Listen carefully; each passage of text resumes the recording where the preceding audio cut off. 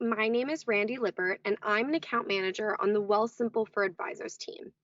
First, I wanted to thank you all for joining me today, and I hope you're excited to hear about the new updates that were launched to the activity page. For today's agenda, I'm going to first cover the latest activity page release, and then we'll review a few other features that were announced in our last release, including the client management tool and householding. So let's get started. When you first log in, you're going to notice changes on both the dashboard and activity tabs.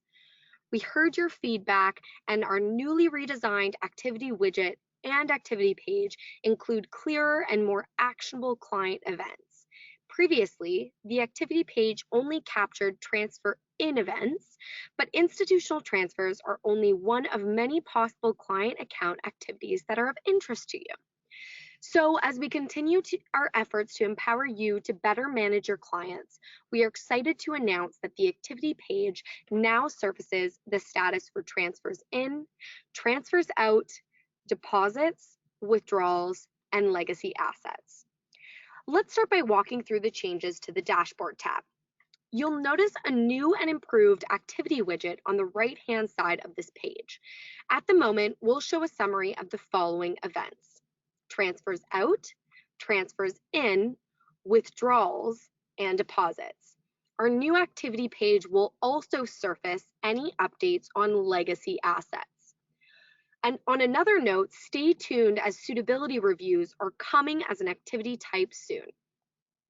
The first number listed in each row on the activity widget represents the dollar value for the activity type in question, with transactions in an in progress or action required status. While the second number on the far right-hand side of the widget is the count of all transactions in progress or with action required for that activity. If you click on See All, you'll be navigated to the new activity page. Alternatively, you can direct yourself from the main dashboard to the activity page by clicking on the activity tab in the top banner. You can also click on an event row from the activity widget. So, for example, we can click on withdrawals, and it'll pop us over to the activity page with pre-filled filters specific to withdrawals, which you can see on the left-hand side now. So now that we've covered everything on the main dashboard, we're going to stay over on the activity page and review these updates in further detail. So first, you'll notice a scoreboard surfaced across the top of the page that outlines overall fund flows in progress. You'll notice a summary of total deposits, transfers in, withdrawals, and transfers out. The amounts shown represent the dollar value of all activities that have a status of in progress or action required for that specific event type. Right below the scoreboard, you'll see a new search bar on the far left.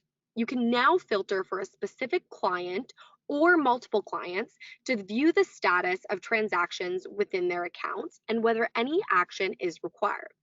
We'll use the search bar in a bit when I walk you through a few examples. Scrolling down a bit, you'll now see that we have a comprehensive set of filters that you can use to drill down on your client's activities based on date, status, or transaction type. Moving our attention over to the activity feed, you'll notice that the client activities are listed in chronological order. I'm going to refresh our filters and click All just so you can kind of see what the default view looks like on the activity feed. So activities, as I mentioned, are listed in chronological order. Transactions listed under today would include any activities set up for today's calendar date. For example, deposits or withdrawals set up for the 15th. If you scroll down through the feed, you'll see activities listed for yesterday, this week, although because it is a Monday, there's no other transactions but yesterday and today for this week, so that is not currently populated. You'll see last week, this month, last month, and finally, if we scroll down even further, older. Older activities will include anything earlier than the last calendar month. No events will be shown more than once across all possible time states. So, for example, an activity listed in yesterday will not appear for a second time in this week. Now, let's switch gears a little bit and walk through a few examples to showcase the new features of the activity page. So, from the search bar, let's search for a specific client. You'll immediately notice that the activity feed is now filtered only for transactions within Page's accounts. If we do not change any of the filters on the left-hand side, the activity feed will show activities since inception, or in other words, since the client joined Wealthsimple, for all statuses and all transaction types. If we want to drill down further to isolate only those activities that are in progress or have action required, we can clear all statuses and select only those we want to look at. Let's just look at action required and in progress activities for Page.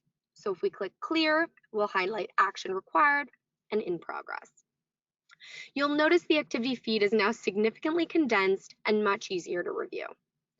From here, you can click into a specific activity for more details. So by clicking on the arrow beside Page's withdrawal for today, we can see an expanded view with more details on the activity's progress. So we see that the funds were sent to Page's bank and should arrive within 1 business day. We can also see the account from which we are withdrawing, as well as the date it was last updated and initiated. You have the ability to email the client directly from this page. So, for instance, this may be helpful if you have a certain client that has been asking about the updates for a certain activity. By clicking on Email Client, you'll be navigated outside of the Wealthsimple website to your email system. You can also log in, or in other words, view your client's profile on their behalf by clicking the 3 little dots and then clicking Login as Client. Now let's take a step back. Let's say we want to drill down only on activities that are in an action required state for all of our clients. We can click X to remove Page from this filter, and we can also click All under Status to get back to our default state. Let's filter for activities in an action required status. Only transfers in and legacy assets will ever fall within the action required status. As we have both MFDA and referral advisors on this webinar, I want to make an important distinction that our MFDA advisors will only ever be able to actually input trading instructions, whereas the action required listed on our referral advisors portal will likely be a summary or a further detailed breakdown of what's required from the client for legacy assets, given that we need their instructions on what to do with them. All right, so after applying this filter, we can see there are several transfers with action required. So by clicking into one of them, we can see more detail on what exactly is required. So, for example, in this expanded view, we can see that this client in question for this pending transfer still needs to sign their transfer request. We can also see more information. So we can see the relinquishing institution, account number, and account type, the transfer type, so whether it's in cash or in kind, and when the transfer was initiated and last updated. Again, you have the ability to email the client or log in as the client as well. Now, if I scroll down a little bit further, we'll also see an action required under the activity type for legacy assets. So clicking again into the expanded view, we see more details as well as the account in question that we're referring to. So for legacy assets, as you are all most likely aware, whenever a client initiates an in-kind transfer that includes legacy assets, they'll automatically get an email from our portfolio manager, Chris Arthur, requesting that they provide further instructions on what they would like us to do with those legacy assets, whether they'd like us to sell until maturity, or hold indefinitely.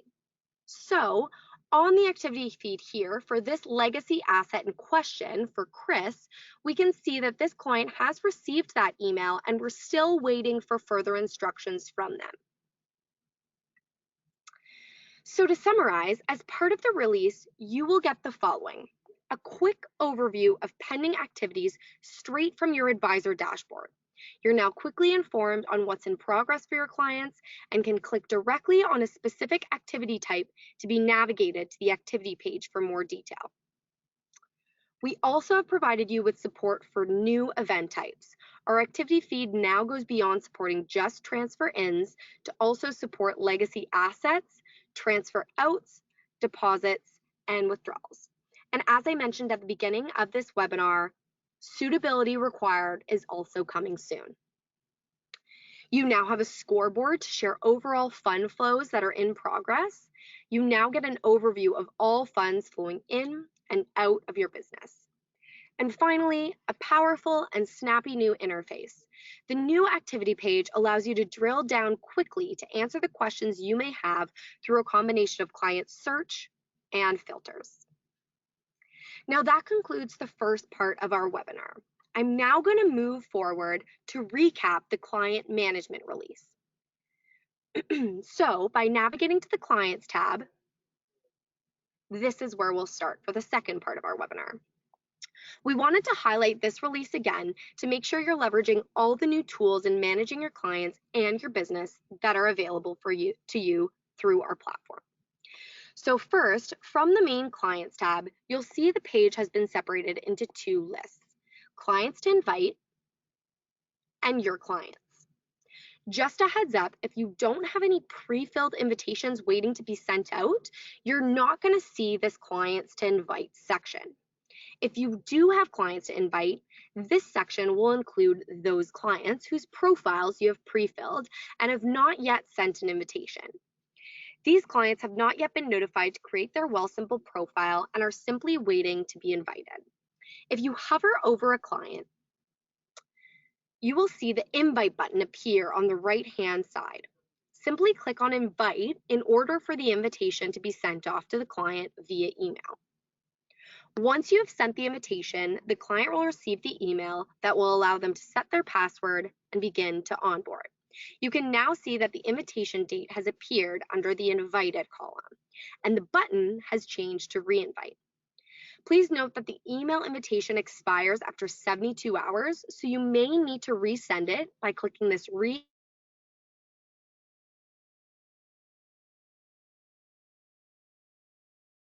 button if your client doesn't take action.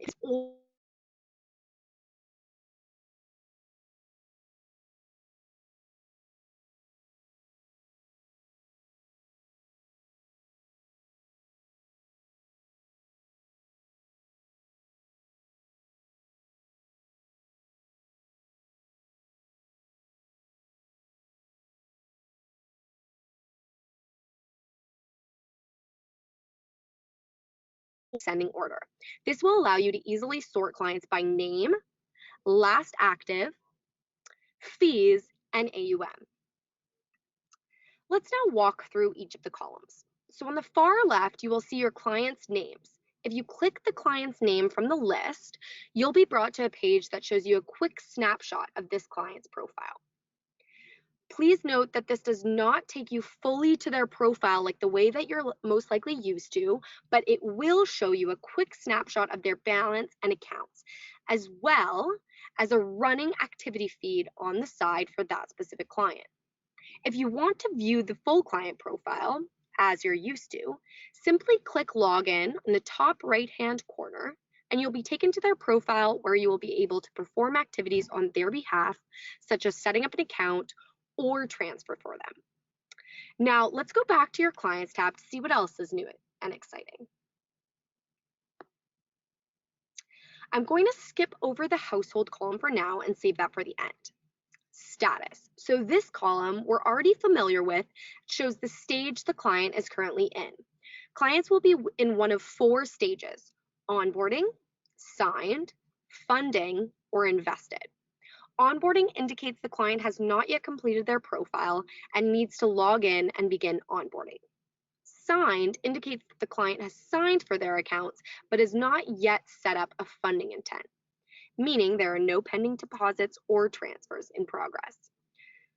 Funding indicates that the client has submitted a deposit or transfer and the funds have not yet landed. Finally, invested or funded indicates that the client has had funds land, and you will see a market value in the assets column once that is the case. Last active.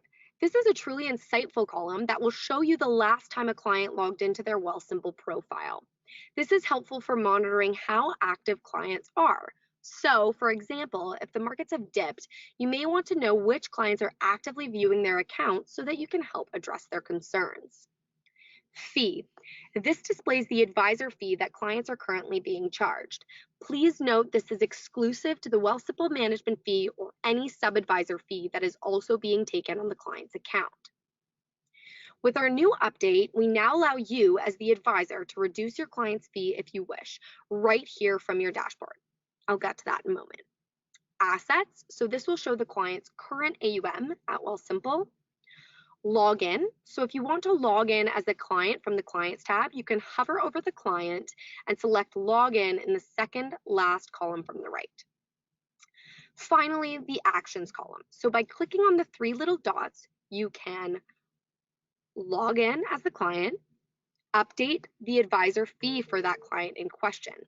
So simply input the reduced fee that you'd like to charge, hit the update button, and you'll notice that it is reflected automatically on your dashboard. You can also manage groups.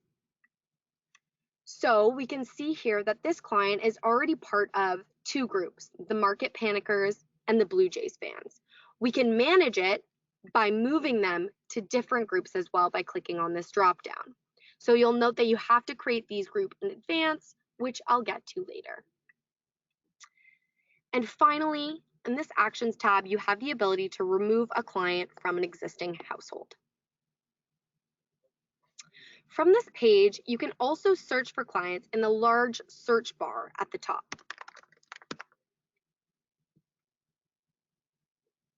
We have also built out our Groups feature to make it a simpler experience. Besides the search bar, simply click the drop down and you can now view certain groups or create a new group name to then go add clients to. All right, so now that we've walked through the columns and groups, let's go through how to invite a client and create a household. By clicking on the orange plus sign in the top right-hand corner, you have the option to add a client, add a household, or copy your invitation link. So for adding a client, this is where your old Invites Clients tab has moved. Simply click Add a Client and you'll be prompted to input your client's first and last name as well as email address. Once those items have been entered and you've checked off that your client has given permission to set up on their behalf, you can click Set Up Client. You'll be then taken to the client's profile and be prompted to input all of their information. So this is the exact same flow as before. You're just simply accessing it in a different location on your advisor profile. Let's move on to creating a household. Something that we're very excited about on the Wealthsimple for Advisors team. For the first time, we now allow advisors to create and manage